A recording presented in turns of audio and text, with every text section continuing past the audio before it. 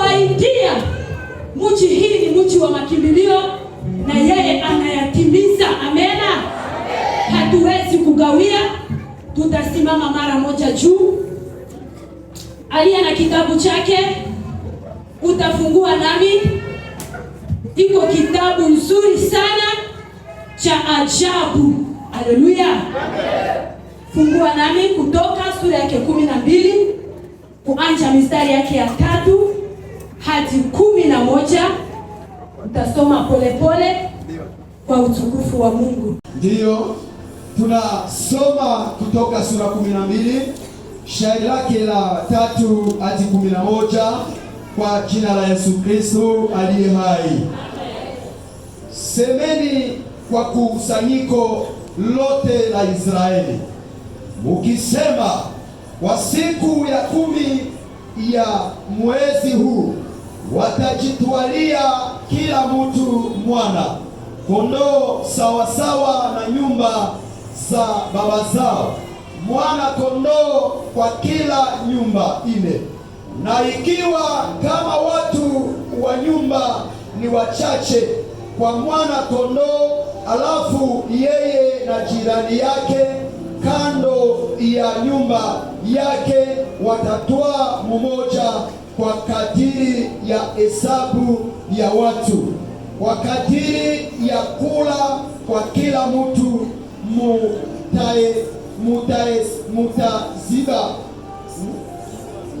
mutahesabiwa mwana kondoo. 5. Mwana kondoo yenu atakuwa pasipo kilema.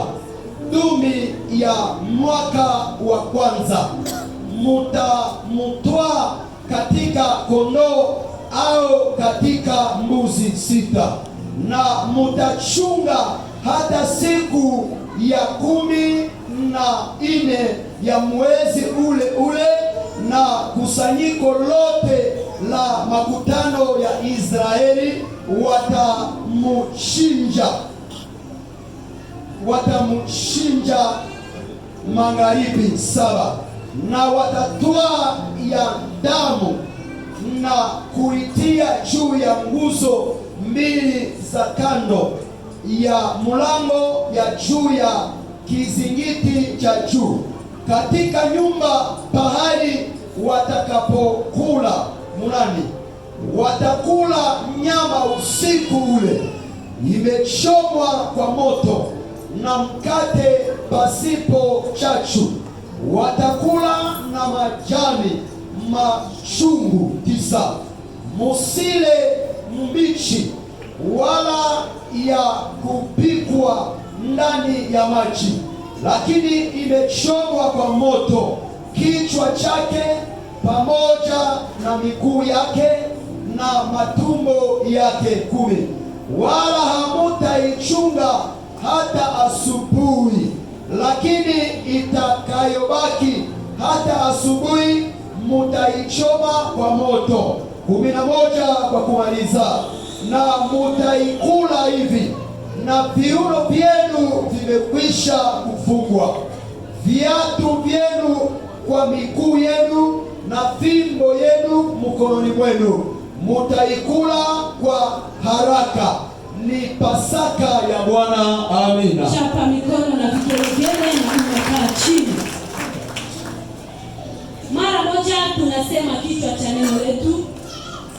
Kichwa cha neno letu ambao tutaweza kuongea juu yake inasema, asante Yesu uliye Pasaka yangu. Bwana Yesu asifiwe.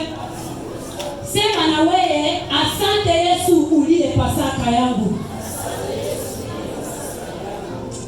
Pasaka maana yake nini? Maana ya Pasaka ni kusema ipite juu yangu. Amena. Siko hivi watumishi wa Mungu. Amena. Maana ya Pasaka iko ipite juu yangu. Sasa ni nini ambao inapita juu yangu? Ni hukumu ya Bwana. Bwana Yesu asifiwe. Ni hukumu ya Bwana ambaye inahitaji ipite juu yangu. Hapa tunasoma habari ya wana wa Israeli wakati walipokuwa wangali katika Misri. Haleluya. Wakati walipokuwa kwa Misri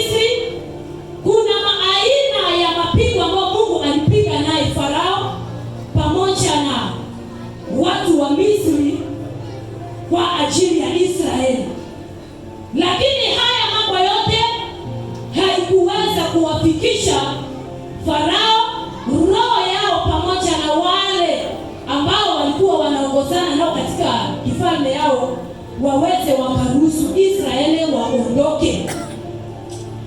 Ukisoma katika shairi yake Kutoka ile shairi yake ya 11 kuanza mistari ya kwanza, utaangalia pale Mungu akaongea na Musa na kusema ya kuwa sasa inabaki pigo moja kwa ajili ya wanani, kwa ajili ya Misri. Na ndani ile pigo, hata kama nitakao wapiga na ile pigo, moyo wa Farao haitafika kwa lengo ya kuwaruhusu ninyi muondoke. Lakini neno moja ambalo ninawaambia ninyi sasa, wewe Musa, sema na wanawake ya Waisraeli waweze wakaomba fedha na dhahabu ambaye iko katika mikono ya Wamisri. Biblia anasema Mungu akafanya moyo ya wale waadui wa Misri wakapendelea Waisraeli. Haleluya. Bwana asifiwe. Wewe usikuwe na kiwasiwasi kwa sababu Mungu ana neno moja kwa ajili yako. Hatujaingia ndani ya sehemu ambayo tunasoma, tuko naenda hivi tuingie ndani. Amena. Na wakati Musa aliposema mambo haya, ikatimia sawa sawa Mungu alisema. Na ile ilikuwa matayarisho ya wana wa Israeli kuondoka kutoka kwa Misri. Mama mwenye alikuwa tana pishu yake ya hata ya fedha alikuwa anafungua mara moja yote kulikuwa na jirani yake wakati anasema mambo ile. Na Mungu akafanya mambo ile. Ile ikapita. Ilikuwa matayarisho ya kuondoka ya Israeli kutoka wapi tunasema? Leo tutahubiri pamoja. Haleluya. Waombezi amene. Tunasema ile ilikuwa matayarisho ya wana wa Israeli kutoka kwa Misri. Na Mungu aliposema sawa aliposema na Musa akawaambia na wakafanya mambo ile. Sasa tunaingia katika mahali ambapo tunasoma. Tunasema kichwa cha neno letu inasema asante Yesu uliye Pasaka yangu. Na tunakwisha kutafsiri Pasaka ile kila mtu anafahamu, si ndio? Tunasema maana ya Pasaka ni nini? Inapita juu yangu ni nini? Chapa mikono na vigelegele kubwa kwa utukufu wa Mungu. Mahali hapa tunasoma Biblia nasema hivi. Mungu akasema na Musa pamoja na Haruni, mwezi ile ambao Mungu anaingia ndani yake itakuwa kwenu mwezi wa kwanza ya miaka. Lakini inawezekana haikukuwa mwezi wa kwanza, lakini kwa wokovu yao Mungu akayarudisha iwe mwezi wa kwanza. Bwana asifiwe. Yana maana gani? Leo ukifika unaposema ya kuwa unaokoka, hata uko na miaka 17 unapusu, Mungu haangalie miaka yenye wewe uko na ile. Mungu anaangalia miaka ambao unaingia naye ndani ya wokovu. Ndio utaangalia mwingine iko na pusu mzee, lakini Mungu anamuita angali mtoto. Kuna aina ya watu tatu katika wokovu. Kuna watoto, kuna wavijana na kuna wazee. Haleluya. Mambo ile hatuwezi kuyaongelea leo.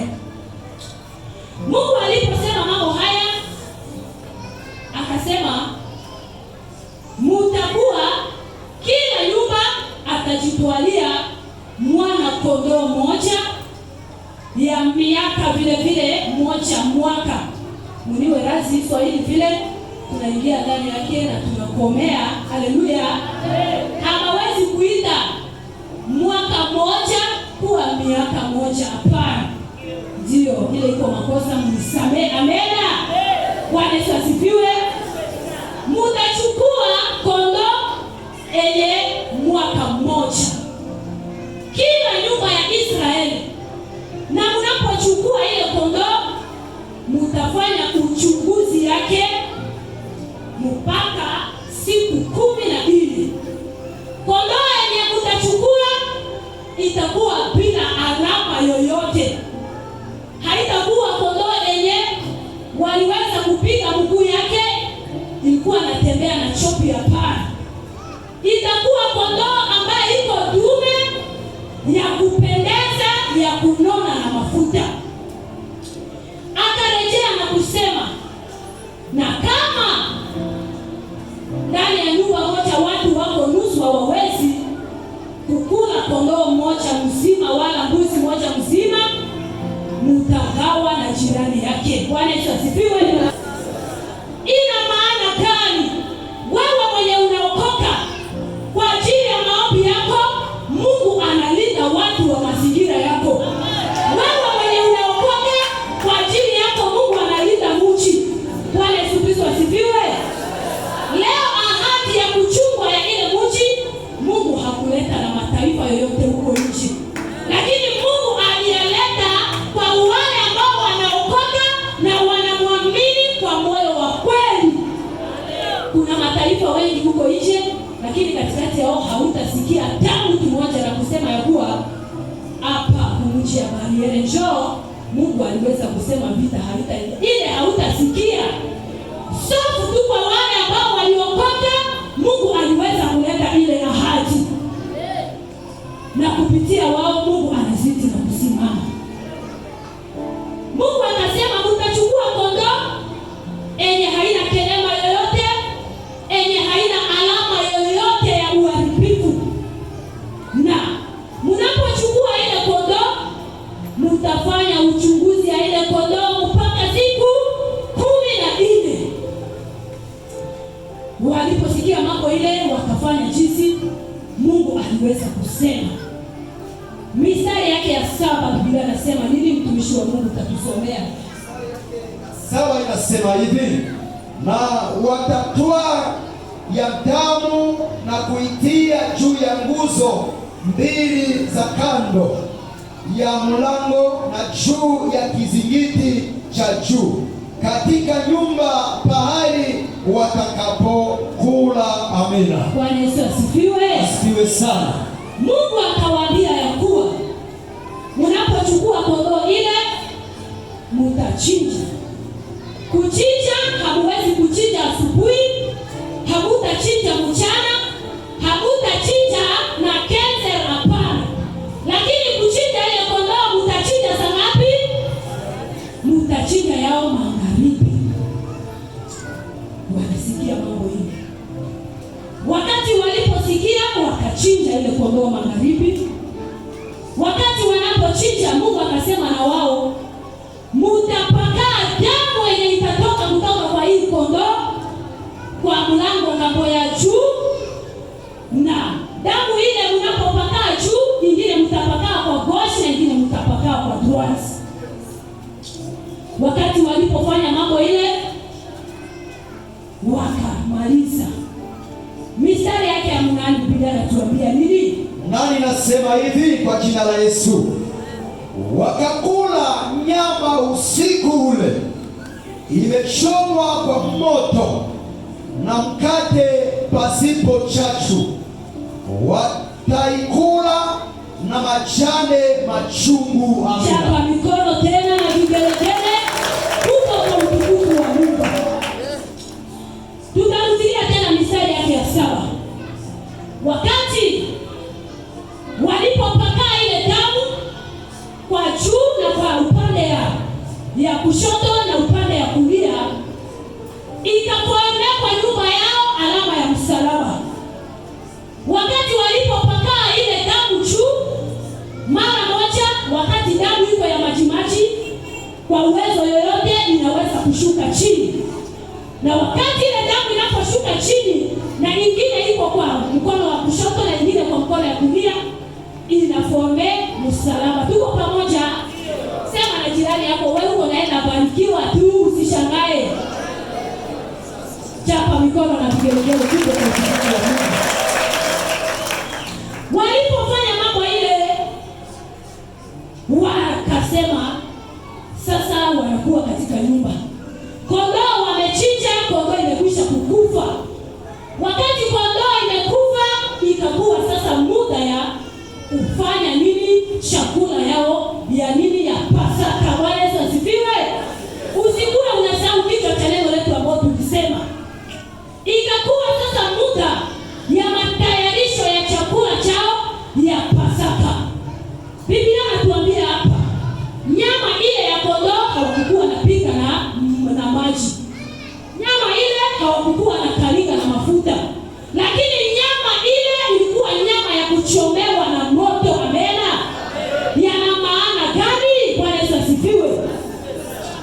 Leo hii hata unaposoma katika habari njema ya Yohana, Wayuda wakati Yesu aliweza kusema, mnapokula mwili wangu na kunywa damu yangu mtapata uzima na hamtakufa. Ijapokuwa walinungunikia ile neno, ijapokuwa walinungunikia, wao baba zao walikwisha kukula. Amena. Baba zao walikwisha kukula kwa sababu ya ukombozi yao. Biblia inatuambia ya kuwa watachoma ile nyama. Kuchoma, hawawezi kupiga ile nyama kwa maji.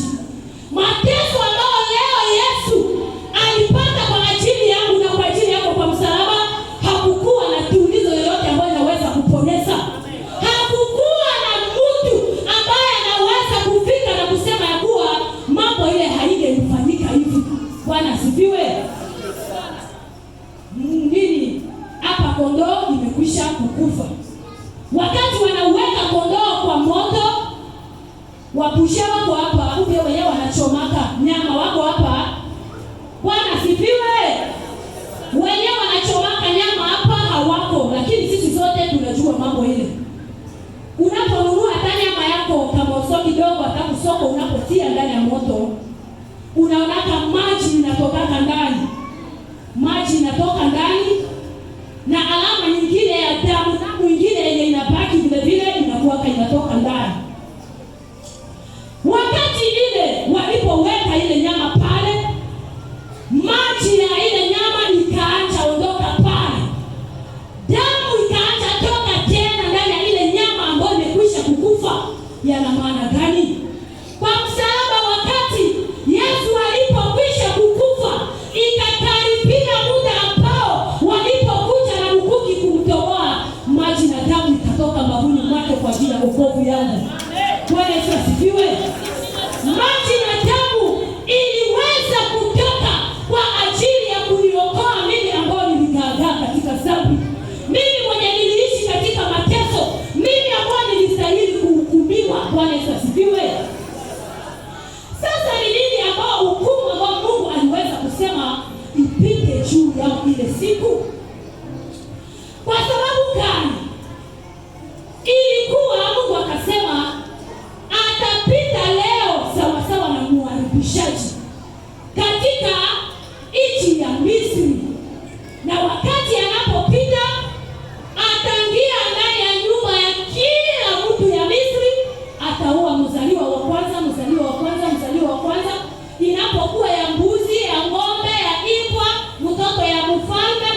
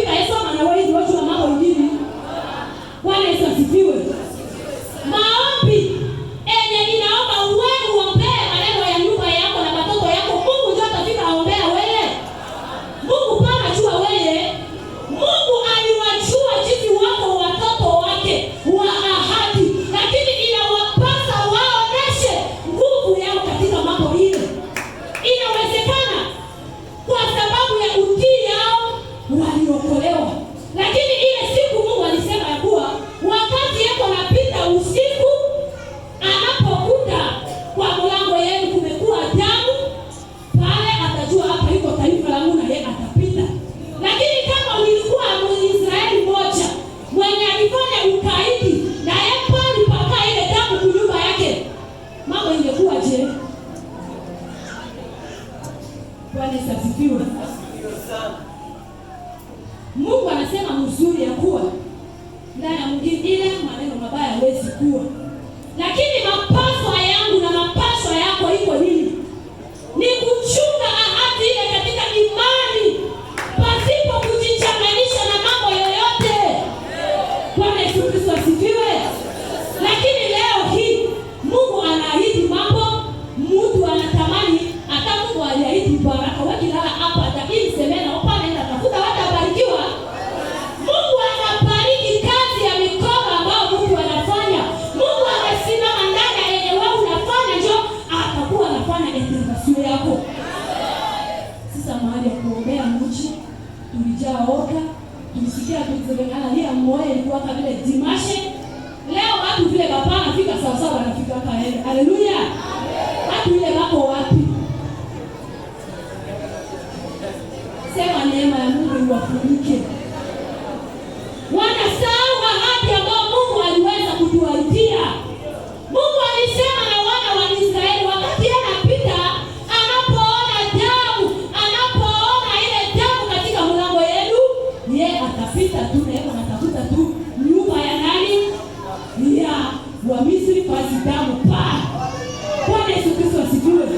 Sasa leo mimi na wewe tumeokoka, tunafunikwa ndani ya tangi ya damu ambayo haikauke, lakini tunaokoka ndio matumisho tu sisi wenyewe. Bwana Yesu asifiwe. Ndani ya ile damu hatatoka ndio wewe mwenyewe. Mwenye pana ndani ya ile damu iko mwenyewe anatoka tu kanisa ya bapastere, kanisa ya wazee, lakini mwenye anajijua yeko ndani ya ile damu. Sasa Bwana Yesu Kristo asifiwe. Na ile damu inatufunika. Mabaya haikuweza kupata wana wa Israeli ndani ya ile damu kwa sababu wao walitii na walishika ile Mungu aliweza kuwaambia. Chunguza jambo. Tulisema kichwa cha neno letu linasema asante Yesu uliye Pasaka yangu. Chapa mikono na vigelegele kubwa. Sasa tunaendelea. Biblia inatuambia ya kuwa Mungu akawaambia nyama ile unapochoma asante kwa sababu mnachoma. Lakini kukula ile nyama, mpenda kukula ile nyama itaoka nini kuwe juu. Bwana Yesu asifiwe. Mtakuwa juu na wakati mnasimama juu kiuno yenu itakuwa bile iko na setiri inafungwa mzuri. Na viatu yenu wapi?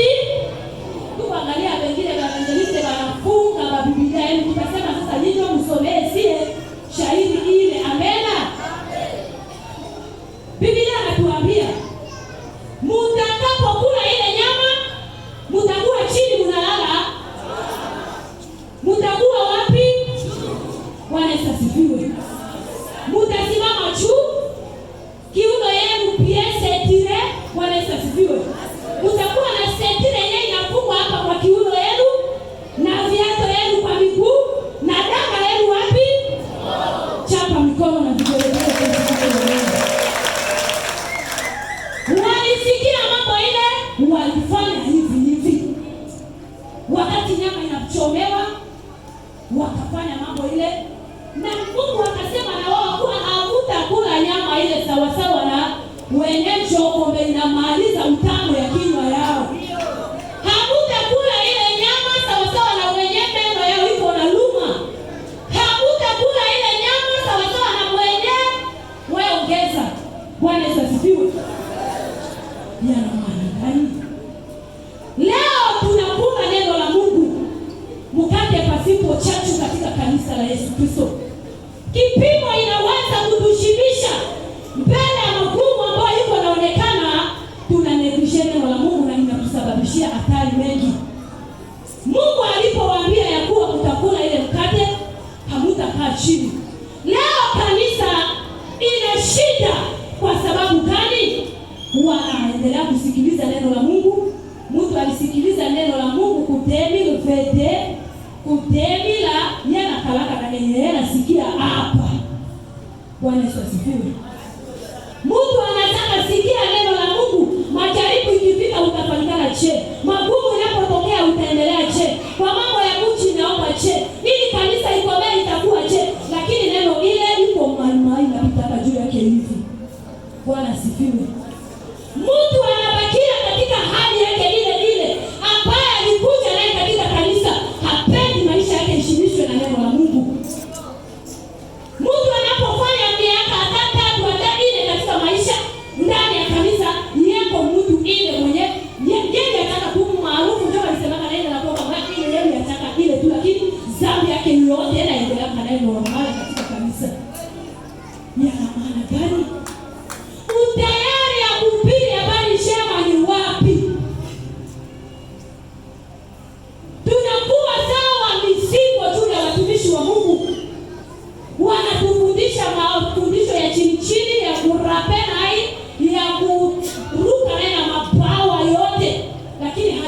inabakia tu ile ile.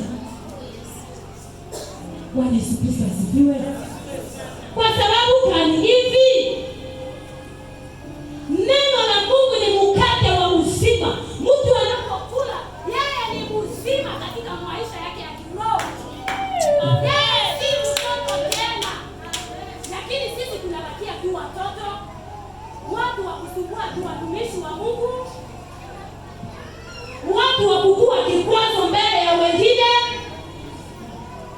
Majaribu kidogo ile tu inafika, wengine wakakataa na timasha ya kukoka maji yote.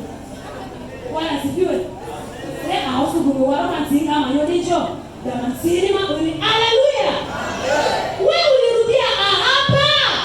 Ahadi ambayo Mungu aliahidi na wewe unasahau. Magumu inaweza kupata pesa sana.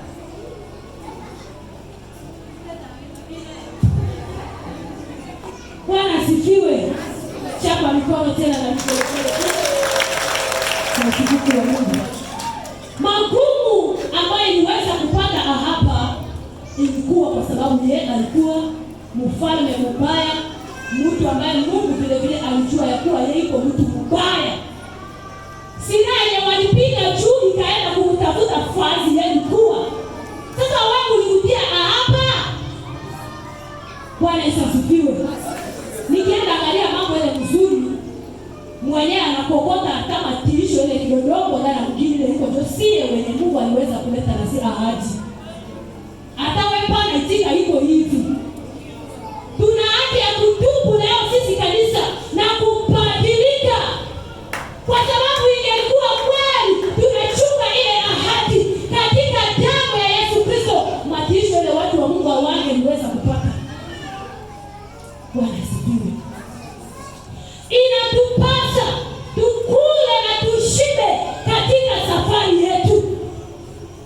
Ndani ya safari ambayo Elia alikuwa nayo, Mungu akamletea mkate, akasema na ya kuwa wewe nani uko naendelea, wewe ukule ushibe, sababu safari gani mbele yako.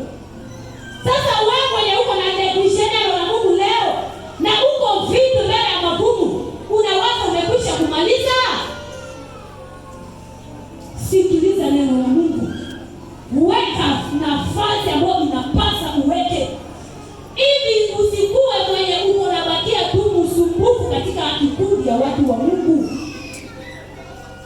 Wana wa Israeli waliweza kutii ile sheria. Leo hii tunalindwa, tunachungwa kwa sababu tunajificha ndani ya damu ya Yesu, na neno la Mungu ni mkate wa uzima. Tunapokula tunajua namna gani tunaweza kuongoza maisha yetu ndani yake. Sasa wapi wewe? Wewe unabakia tu, wewe unasikia tu L4 alioide ndio usiseme. Ukani remba, unarudi. Hapo tukani remba. Wenye wanapona sasa iko tu watu wa telefoni ile. Hata hutajua faida yake wenye telefoni ile, isipokuwa mwenye telefoni kubwa anafikisha na wewe habari, wewe uko safi.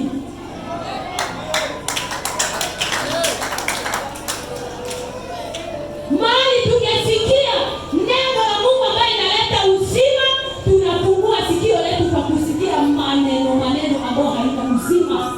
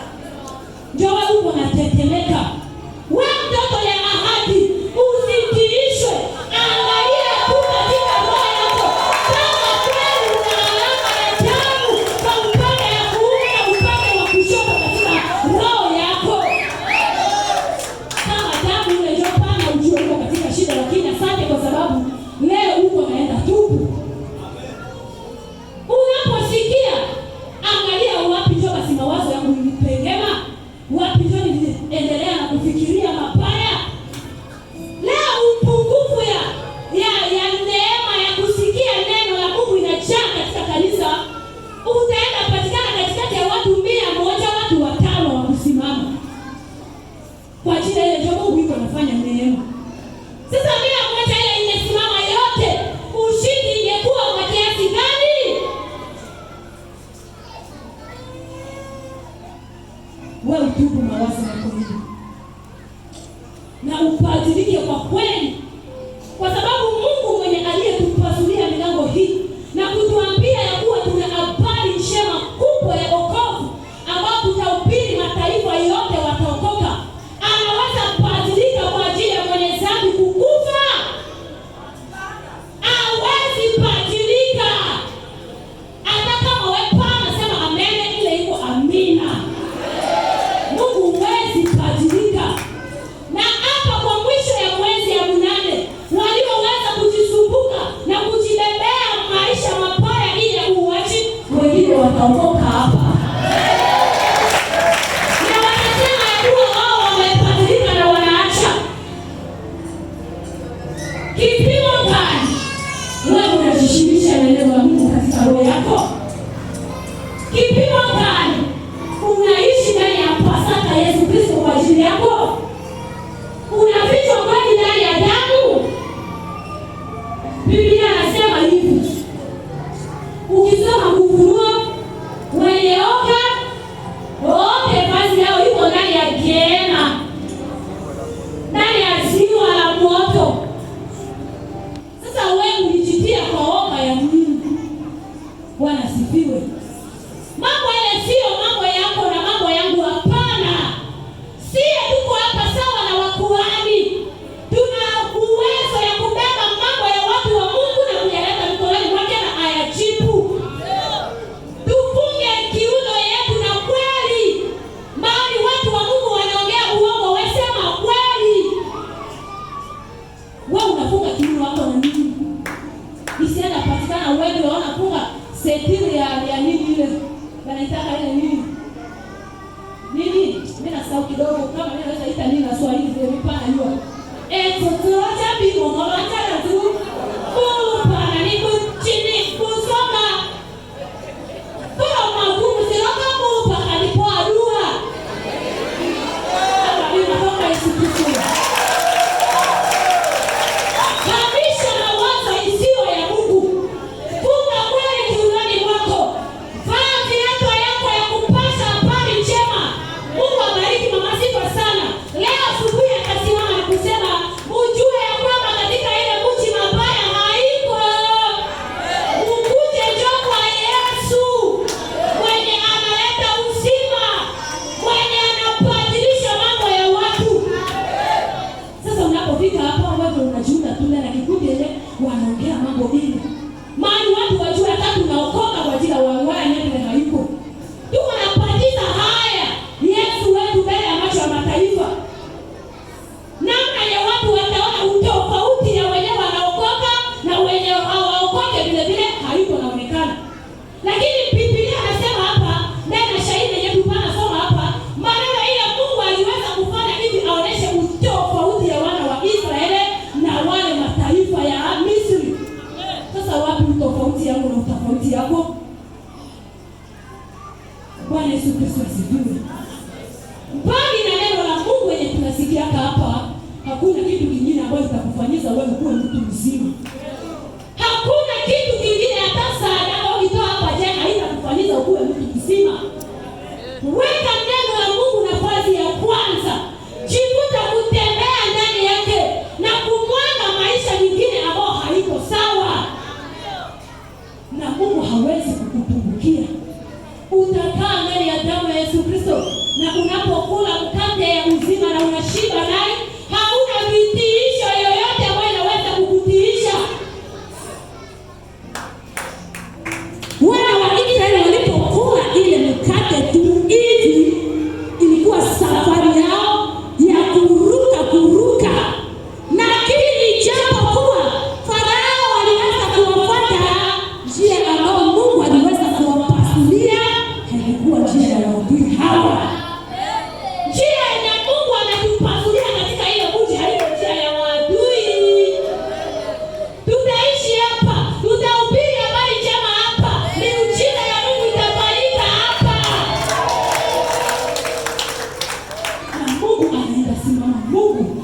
kujitukuza katika maisha yetu. Sasa kwako ni kukula mkate ile wa uzima. Mtumishi wa Mungu unaweza kutusomea habari njema ya Yohane sura yake 6:15 na 51.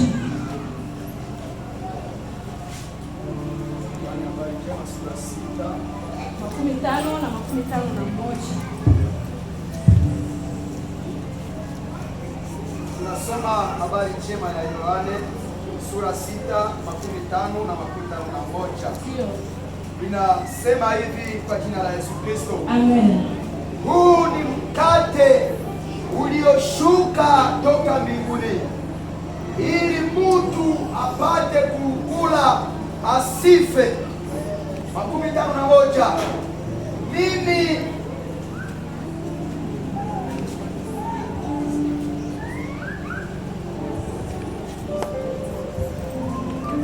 Merci. Yohane habari njema sura 6:15 hadi 51, na ilisoma kwa jina la Yesu. Huu ni mkate unaoshuka toka mbinguni, ili mtu apate kukula asife. Mimi ni mkate wa uzima ulioshuka toka mbinguni. Kama mtu akikula mkate huu atakaa milele, na mkate ambao nitautoa ni mwili wangu ambao nitautoa kwa ajili ya uzima ya dunia. Amina.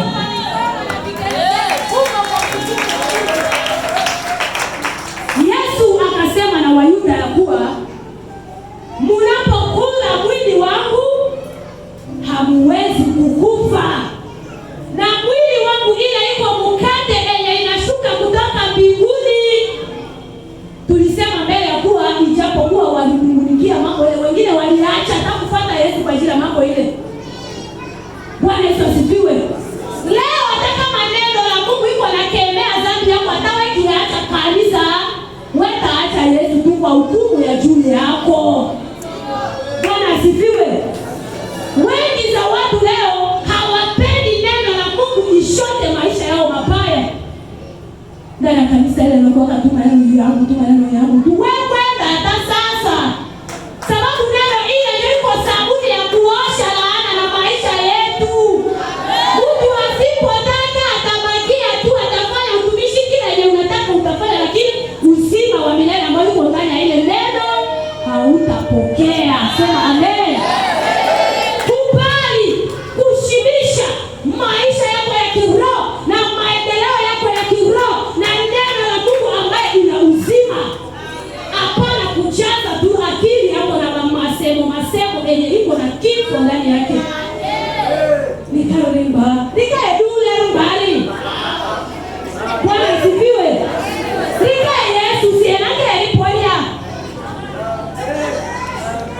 Mungu njema soboro. Bwana asifiwe. Chapa mikono na vigelegele kubwa kwa siku ya Mungu. Shibisha roho yako na neno lenye kuleta uzima, mkate wa uzima enye iliyoshuka toka mbinguni, neno la Mungu. Biblia inasema kutoka mwanzo ilikuwa neno, na ile neno ilikuwa nani? Neno ile haliko neno la siaka. Kitabu hiki sio kitabu sawa na kitabu kingine yote. Inabadilisha, inaleta uzima, inafungua, inatajirisha. Niseme chochote basi. Mungu asamee mawazo yetu ambao tulijaza na masemo na maongeo ambaye ndani yake hakupatikana neno hata moja ya kuleta kwa roho ya mtu uzima. Kutoka sasa tusimame tukifunga setiro ya kweli ya haki kiunoni mwetu, na tutangaze mahali watu wanasema hapa ndio inafika kwa mwisho. Sema hapa mwisho bado fika. Habari njema iko naenda kuhubiriwa. Wenye walikufa ndani ya dhambi wanaenda kuvuka. Mungu atusaidie. Sisi kanisa la tungejijua ingekuwa vizuri sana. Sababu sisi hapa hatuko mikutano sawa sawa na mikutano yote, hapana. Tuko watu ambao Mungu ametufanya, ametuweka kando kwa sababu. Bwana asifiwe. Angalia kwanza juzi na jana yako kwanza. Jo Mungu aefikisha wewe hapa hivi. Jo mambo ile iende itakuwa tu bure hivi. Mito hapana. Mimi sijui kama wewe yako huko chini. Hapa tuko kwa shabaha. Hatuko hapa kwa sababu ya kufika tu, hapana. Hapa tuko na tunafika na shabaha na kila ambao Mungu aliahidi anaenda fanya. Unaendelea kupaka damu ya Yesu, ichunge roho yako kuingia na kukaa yako ndani ya ile damu kweli. Hukumu ya Mungu inaposhuka isiende pata ya kuwa kwa mlango ya roho yako haukuweza kupaka damu. Na wewe paliweza kujishibisha na neno la Mungu. Na wewe paliweza kukaa hapo tu ndani ya maisha ile ya yenye inaonekana pasipo kujiacha katika utayari ya kutangaza wokovu, ya kusema na watu wa Mungu kweli. Mungu anisaidie. Mungu akusaidie wewe vile vile. Ujue hapa uko na shabani ya Mungu anakufikisha hapa, na wewe pako na kufa ile ndio pako ataka basema wewe pako